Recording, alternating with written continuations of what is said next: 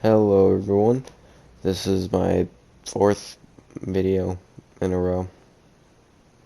I don't really know what I'm doing, but today I was thinking, I was just kind of scrolling through YouTube, and someone I knew since like what, fourth grade, fifth grade, um, you know, apparently everyone's just trying to get into these esports teams. Like I see everyone that I used to go to school with like uploading Fortnite montages saying, please sign me, please sign me, please sign me, all this and that.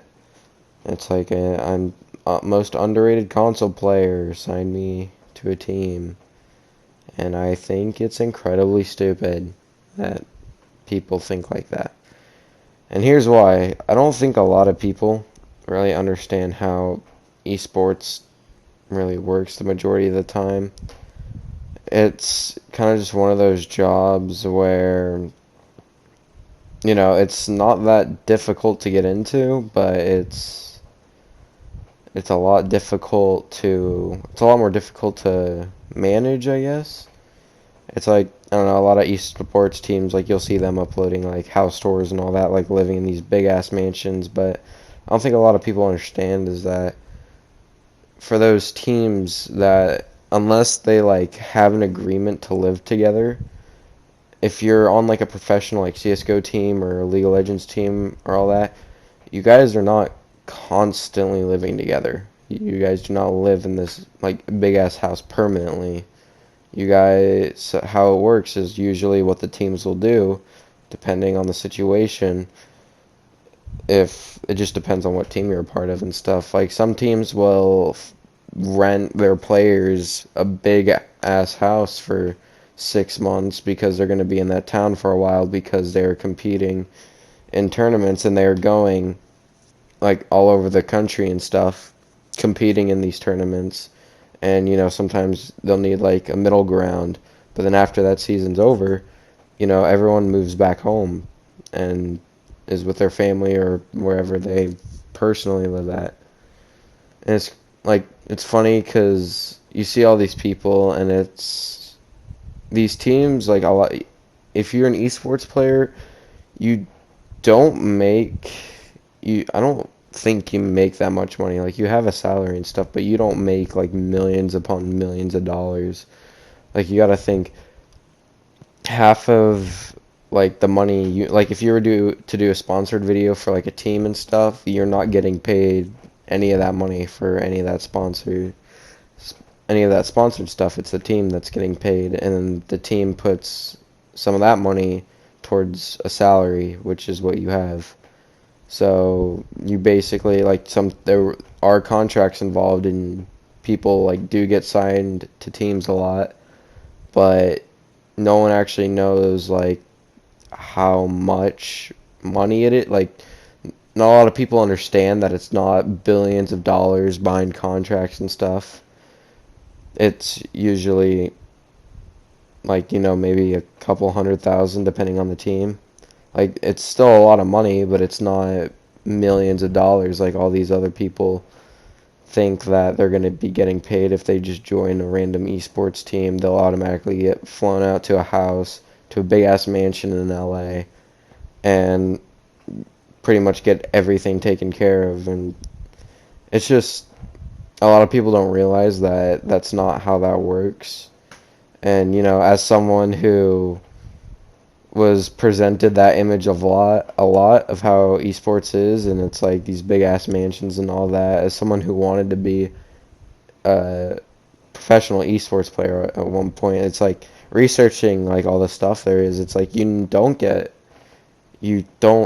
to live in these big ass houses forever. It's like the certain teams, again depending on what team you're on, will fly you out for a season to live in a house for a couple months, and then after that season's over, house is done, you gotta pack all your shit and move back with your family or wherever you're living. And then, sometimes certain teams will get houses together, but usually it's like the head of like the companies or the heads of the teams, like the main players and all that, depending on what it is, like Cloud9. those guys traveled a lot to many different countries, like even in their videos and stuff, into a lot of different states across the U.S. because they are the biggest North American team, like in general in terms of CS:GO and all that. They are probably the biggest North American team in esports. And like in all their videos, like you see, like they're living in houses with all these PCs and setups and stuff, but it's not permanently. They're there always temporarily, and then after that, like Nothing and Shroud and Stewie and all those guys, they all move back home and stay home. And they always talk about it, like, oh, after the 6 months is up, like this lease is up, I'm out, like we're leaving. Or usually they'll, like, teams will have you stay till the end of the lease because legally you are not allowed to leave until your lease is up.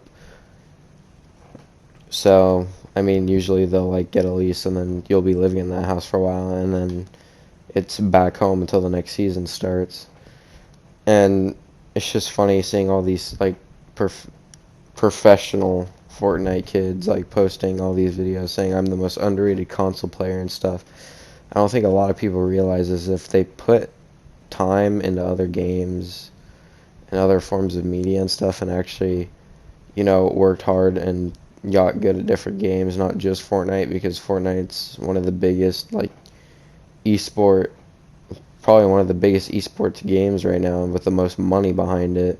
But you got to think it's a lot more difficult to be a professional Fortnite player than it is to be, say, a professional League of Legends player or a professional Counter-Strike player. There's just so much money behind it and everyone going into it at once. It's like you got to think, being an esports player, you have to think of all the different like consequences and stuff, thinking of, money wise and all that. And esports player don't make a whole lot of money. Like there's a lot of like big cash prizes for these tournaments, but that's like half that's going to the team and the rest is being split up for the rest of the people that need to get paid. So I mean,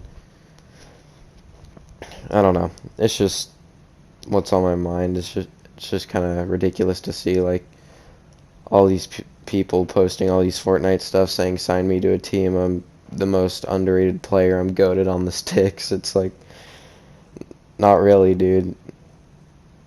Yeah, like you're doing something 20 million people are also trying to do. And if you just keep doing the same stuff, it's not really going to get you anywhere. But if you're to go into a different game and stuff, like Shroud, he was a part of Cloud9, he played in CS:GO tournaments. That's how his reputation started, and guess what? He's the best FPS streamer of all time, pretty much. He is probably one of the best streamers of all time, and right now anyway. But I don't know, it's just funny to see people that are like that and then don't realize that there's a lot more that goes on behind the scenes than, the $1 million houses and all that. I don't know, just a lot of people, I don't think, look into their professions a lot more like clearly, or they think it's one thing and then it ends up being another, and they end up not realizing that they're gonna have to move back home, and then like half these kids are gonna have to call their parents and be like, yeah, I'm coming back home, like our lease is up, and then but you just told them when you left, like, oh, I'm gonna be gone for a while, and I'm moving out and all this. It's like, no, you're moving out temporarily, unless you get your own place or you move in with some of your other teammates. That's usually how it is. But I don't know. It's just, I felt like talking about that for today. I don't really know what this video is. It's probably one of the longest ones I've made, but if you guys enjoyed, I'm probably going to be uploading tomorrow. I just don't really have a topic. I'll catch you guys later. See ya. It's actually too big old wiener.